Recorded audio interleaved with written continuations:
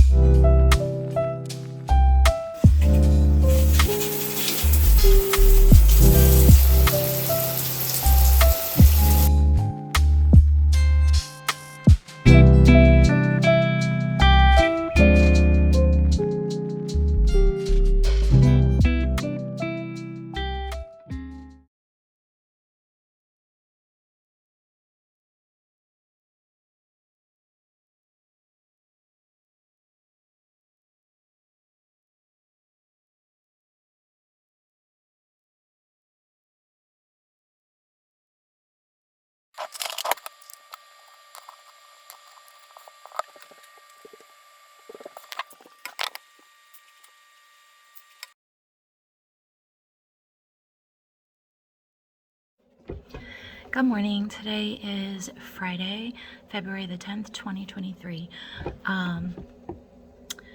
I I had my interview yesterday and it was a very frustrating day. After the interview was over, they sent me an email back and said that I wasn't chosen, like immediately.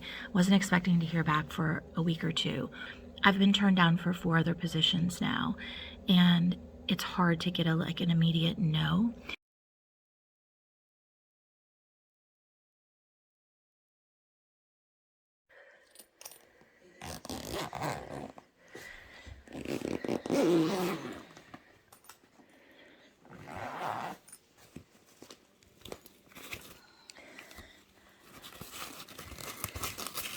It's always a good day when your newly order comes in, and today's that day for me.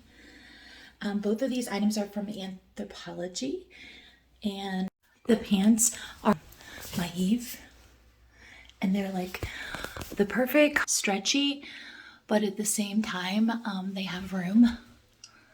So I like how they are straight-legged, so they just fit really nice and comfy. I like these. I might actually end up keeping the pants because I just love the way they fit and feel. So they have this like cool sparkle in them. I don't know if you can see, the fabric is sparkly, which is nice for the winter time. And they're super dark, dark wash. This shirt is also by Anthropology, the Maeve brand. And I just love the scoop on it. A little wrinkly right now, but it really hits you at just the right place where you don't really have to tuck it in at all. It just fits really nice. It's like the perfect length. And you got a little extra in the arms. Has this like little flounce. So if you're like me and you have like a little bit bigger arms, and sometimes the arms can be an issue for you, then this is a good cut. Okay, next shirt. This is kind of like a velvety material, high-necked shirt, and this is by Pilcro. It's much more form-fitting than the other shirts that I have. It would make a good base layer with a jacket, but it does fit nice. This one is great for a date night, which is perfect for this month. It's a little off the shoulder, but it's like not so wide that I couldn't wear it up. Here's what it looks like if it's up. I don't know, a little clown collar-ish for me. I would probably just wear this one out with Joe. Okay, so this one I really like. It's a dress. I bought it for Valentine's Day, but I'm going to have to either like get some fabric tape or something, because look at how low it is. I mean, it goes all the way down to there, guys. I'm not gonna like show everything on here, obviously, because you know, what if one of my students watches my videos or something? However, yeah, just a little too low for me out in public, but do like the dress. Super comfy, super cute maxi dress, and nice for Valentine's Day. There's the back. It's like a tiered kind of material. It's stretchy at the waist, super flowy, and I just need a little something right there. But yeah, I've had some bad situations, like bad experiences with getting my dresses from Nuuly. I don't know why. It's just the particular brands that I chose, because there's different brands on there. But the sizing was off and things just didn't fit me right in the right ways. So like maybe it would fit my waist right, but it would be like awkward in my hips, or vice versa, or there'd be like bunching or something. I don't know. But this one fits me actually pretty good, as long as I do something about the low cut there. Yeah, I don't think it's sexy if it goes like all the way to your waistline. That's just not really me. Good afternoon. Today is Saturday, February the 11th, 2023, and we are on our way to Katie and Tucker's house, our middle daughter and her husband. We're going to watch our granddaughter for Valentine's Day so that our daughter can go out with her husband for an early dinner tonight. So we just picked up some drinks and gassed up the car, yet, and so now we are about 25 minutes out from town, and then so we'll be there in a little while. Oh, people are crazy the way they like to pass on this road. They have a death wish. So I'm feeling better today. I was definitely in a mood on Friday. I was in a funk. I did okay though. Like, I was good to my students. We had a good day. We got learning done. It was one of those chill days. I did not try to do anything crazy.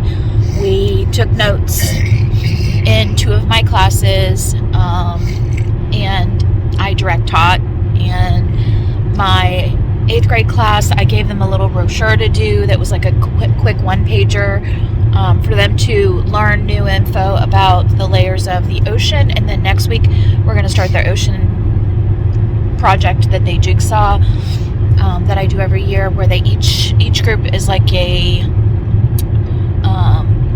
expert on a particular zone. So we're going to do that. And then so anyway, I guess I just said that to say some days you just do a regular old lesson and it's more traditional, and that's okay. Like, it doesn't have to be crazy every day. It doesn't have to be like full of hands-on every day, but we know students do overall learn well from doing hands-on things that are collaborative, but sometimes when you're having a day where your mood is not the greatest, it helps if you can just give the students something that you know they're going to engage in, and it minimizes any type of problems that you might have discipline-wise, because you don't have to manage a lot of materials, and you're just easy on yourself. Like, you have to know when to take it easy on yourself as a teacher, because you can't go full force every day the entire year, and your students will be okay. And they will still learn what they need to learn if you do that once in a while. So nothing was like thrown together, or like everything that we did was very relevant to where we were at, totally appropriate for where we were at. I just took it easy on myself. Anyway, I got good sleep last night, and I woke up feeling much happier this morning.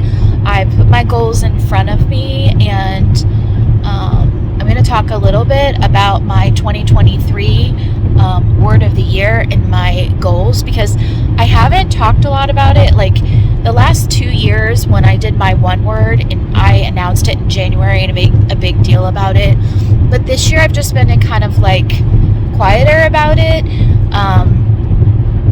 And I think it's just because I'm kind of in a strange place, like not really knowing what's next in my life. And I'm sort of like waiting on certain people to make some decisions about like the future of what our district goals look like, in order for me to figure out how I would fit into that and how I would be able to continue to grow. So there's not like, I didn't really want to say too much, like at the beginning of the year, because I'm just kind of like in one of those weird places where I just don't really have a lot to say, because I don't know what's happening right now. But that's okay, because everyone goes through these times of life, and it's just my time right now where I'm sort of like in limbo, in a waiting phase of my life for the next thing to happen. But I've been working and waiting and working and waiting and working and waiting, and serving people and supporting like whatever I could for the last 4 years now in the district that I'm in. And I feel like I have to be on the verge of something breaking one way or another. So my word for 2023 that I have picked is the word steady. And the way I pick my word every year has to do with like, usually, although I haven't done it yet this year, and I'm actually considering doing it over the next few weeks. Usually in January, our church always did like a fast at the beginning of the year together as a congregation, when we were with our other congregation that we used to attend. And I considered doing that, and I've actually done it even when we weren't attending there.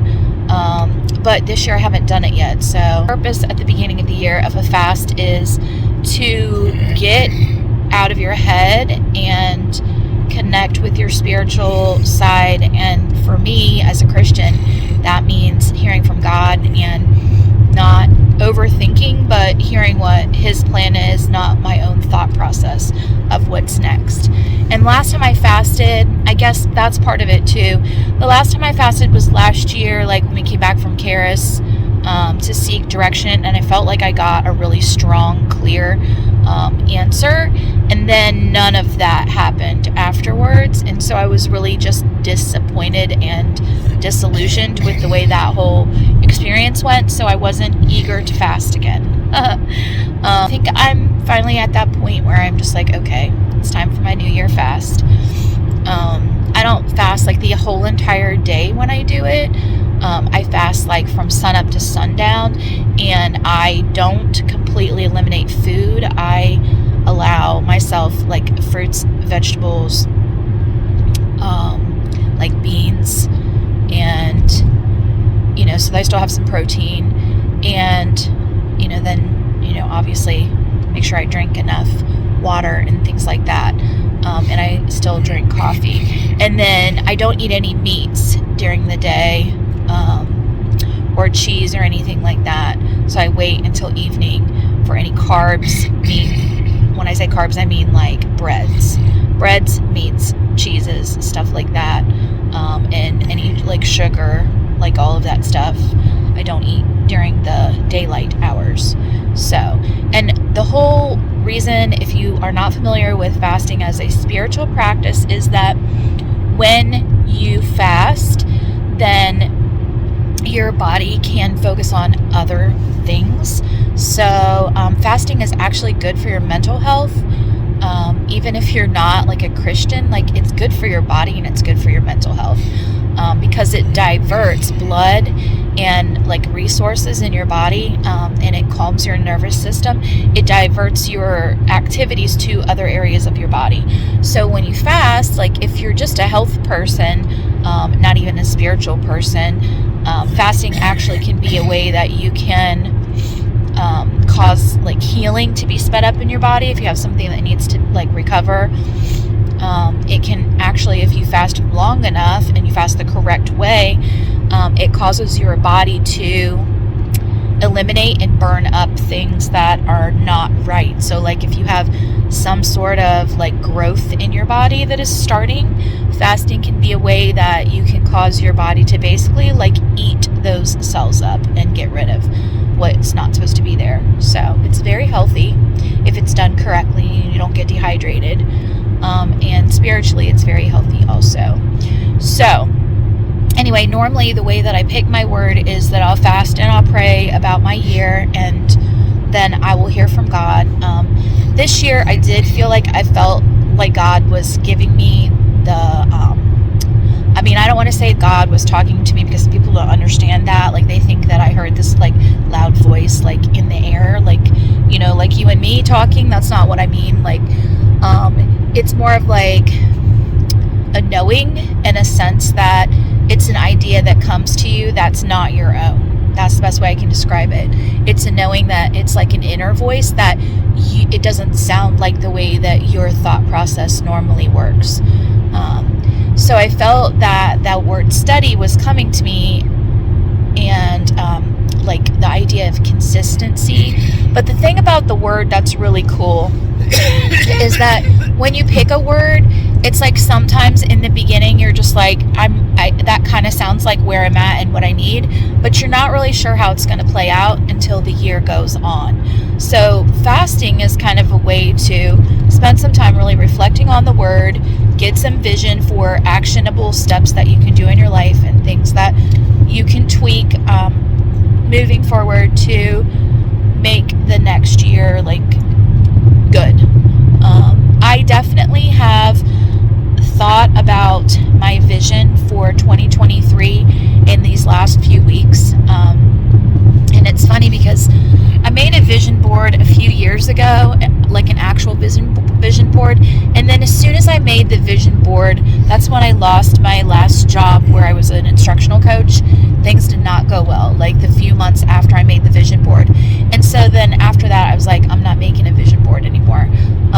But recently I felt like I needed to do that again because I was reading about like when you're disappointed with life and the direction that it's going and the things that are happening, like how it's valuable to put your goals in front of you.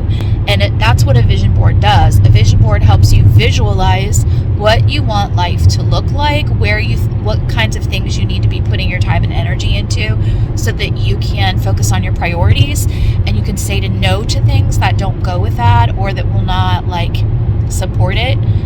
Because when you're a person who you love people and you love like supporting people and developing people, it can be tempting to say yes to lots of things, and even some good things are not what you need to be saying yes to at that point in your life, depending on where you're going and what you're trying to achieve.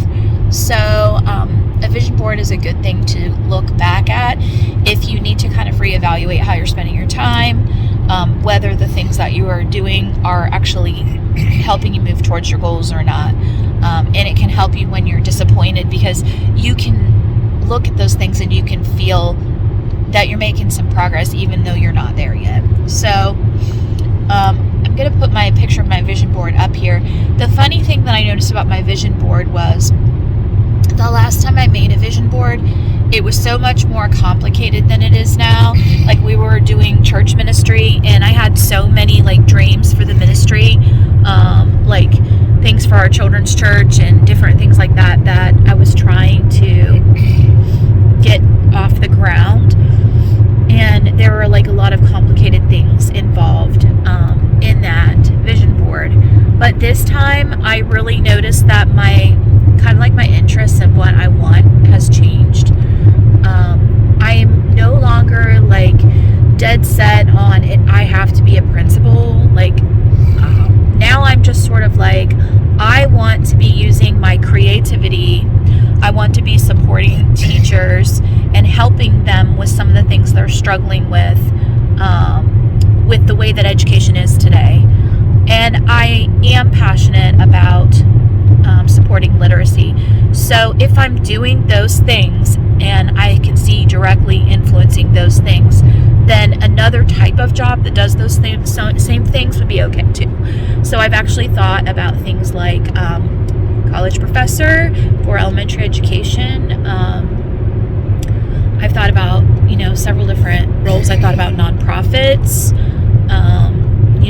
that support literacy and teachers in providing literacy. I've thought about some different things, but mainly I just want to be happy in my work and I want to continue growing, which I have felt like I've sort of like stopped. I don't want to grow in the classroom. I want to grow beyond the classroom. So that was one thing. And my other thing that I put on my vision board, most of it had to do with like family and personal development. So like I have a picture of two little kids running a yard. That I have in my mind for years, I have had this vision of having a beautiful house with rooms that my kids could come and stay over the holidays, regardless of where everyone lived. And then I had like a big yard and the grandkids were running around in the yard. That's like my vision of a happy retirement is, I want to be in a beautiful house. I want to have room for my family to come and visit. I want to be in an area where I'm centrally located, where I can visit my family, and I can see all of my girls and their families, but I can also visit my parents and my sisters. And I just want to write books about education and, maybe continue vlogging as part of that. I just want that's it. That's really all I want with retirement. I would like to travel, obviously, but I don't have to travel all the time. And this year, I'm not super interested in focusing on travel. I'm more interested in focusing on getting that house. So so I want to start getting we want to start getting a position where we can think about that. And then the other thing is that I still really want to go to Karis. You don't have to live in Colorado to go to Karis. There are Karis locations all over the United States.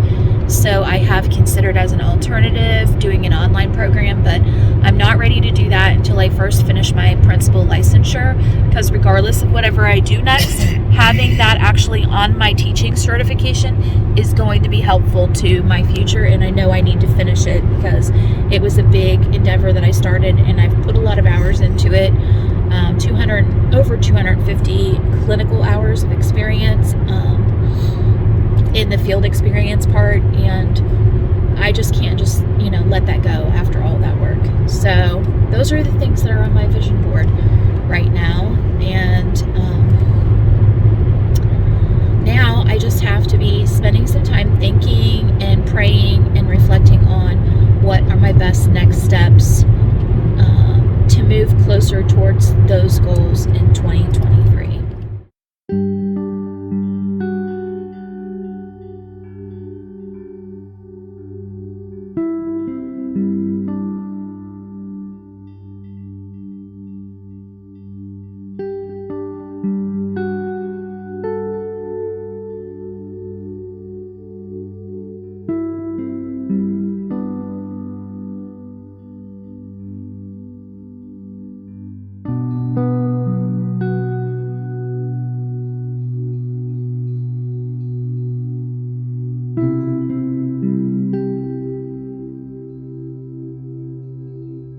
Hey you.